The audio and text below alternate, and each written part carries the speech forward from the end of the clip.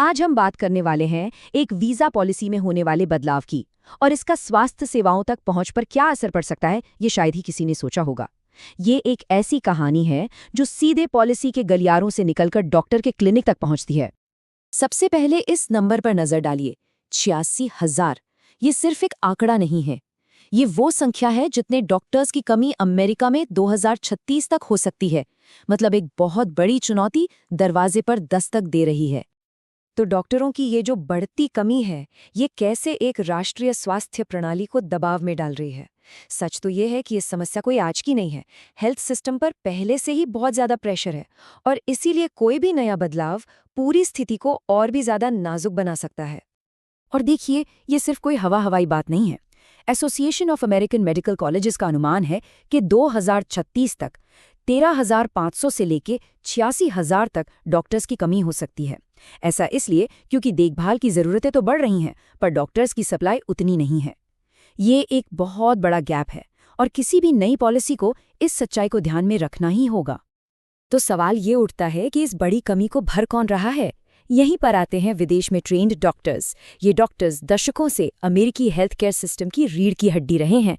चलिए जरा देखते हैं कि इनका योगदान असल में कितना बड़ा है। ये चार्ट देखिए, ये आंकड़े वाकई चौंकाने वाले हैं। फैमिली मेडिसिन में, जो कि एक बहुत ही जरूरी हिस्सा है, हर 5 में से एक डॉक्टर, जी हाँ, हर 5 में से एक डॉक्टर एक इंटरनेशनल मेडिकल ग्रेजुएट है। मतलब 20%। इससे समझ आता है कि सिस्टम इन डॉक्टर्स पर कितना ज्यादा निर्भर करता है और इसका असर सीधा लोगों की जिंदगियों पर पड़ता है। करीब 2 करोड़ 10 लाख लोग ऐसे इलाकों में रहते हैं जहां आधे से भी ज्यादा डॉक्टर्स विदेश से ट्रेंड हैं। कई छोटे शहरों और गांवों के लिए तो ये डॉक्टर्स एक लाइफलाइन की तरह हैं। और ये कोई पुरानी बात नहीं है, ये सिलसिला अभी भी जारी है। वित्त वर्ष 2025 के आंकड़े देखें तो अकेले हेल्थ केयर सेक्टर में ही 5,640 H-1B वीजा को मंजूरी दी गई। मतलब टैलेंट का ये स्लो लगातार बना हुआ है। लेकिन अब इस पूरे सिस्टम पर एक बड़ा खतरा मंडरा रहा है, $1 लाख की प्रस्तावित फीस। ये वो पॉलिसी बदलाव है जो इस पूरी पाइपलाइन को, मतलब डॉक्टर्स के आने के इस रास्ते को, खतरे में डाल सकता है। अब जरा इस बदलाव के साइज को देखिए।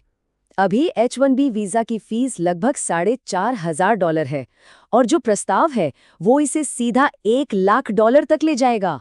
ये कोई छोटी मोटी बढ़ोतरी नहीं है, ये तो एक जबरदस्त उछाल है। तो ये H-1B वीजा प्रोग्राम आखिर है क्या? आसान भाषा में कहें तो ये अमेरिकी कंपनियों को टेक्नोलॉजी, इंजीनियरिंग और मेडिसिन जैसे खास फील्ड्स में विदेशी प्रोफेशनल्स को नौकरी पर रखने की इजाजत देता है। तो इस बड़े प्रस्ताव पर हेल्थ केयर इंडस्ट्री के बड़े बड़े दिग्गजों का क्या कहना है? जैसा कि सोचा जा सकता है, देश के जो बड़े बड़ी मेडिकल एसोसिएशन हैं, उन्होंने, कह सकते हैं, खतरे की घंटी बजा दी है। अमेरिकन मेडिकल एसोसिएशन यानी AMA, जो कि देश का सबसे बड़ा डॉक्टर्स का ग्रुप है, उन्होंने साफ साफ चेतावनी दी है। उनका कहना है कि $1 लाख जितनी भारी भरकम फीस अंतर्राष्ट्रीय चिकित्सक पाइपलाइन का गला घोट सकती है। मतलब ये डॉक्टर्स का आना लगभग बंद कर सकती है। और सिर्फ AMA ही नहीं, अमेरिकन हॉस्पिटल एसोसिएशन यानी AHA ने भी यही चिंता जताई है। उन्होंने कहा है कि H-1B वीजा प्रोग्राम अस्पतालों को काबिल डॉक्टर्स भर्ती करने में मदद करता है ताकि मरीजों तक देखभाल पहुंच सके। तो साफ है, हेल्थ केयर लीडर्स इस पर एकमत हैं और इसे सीधे मरीजों की देखभाल से जोड़कर देख रहे हैं। तो ये तो हो गई पॉलिसी और आंकड़ों की बातें, लेकिन मरीजों पर इसका असर क्या होगा? मतलब इस सब का असल में देखभाल पाने वालों के लिए क्या मतलब है? क्योंकि ये जो पॉलिसी की बहस है, इसका सीधा असर स्वास्थ्य सेवाओं के मिलने या न मिलने पर पड़ सकता है। AMA के अनुसार इसके नतीजे बहुत गंभीर हो सकते हैं।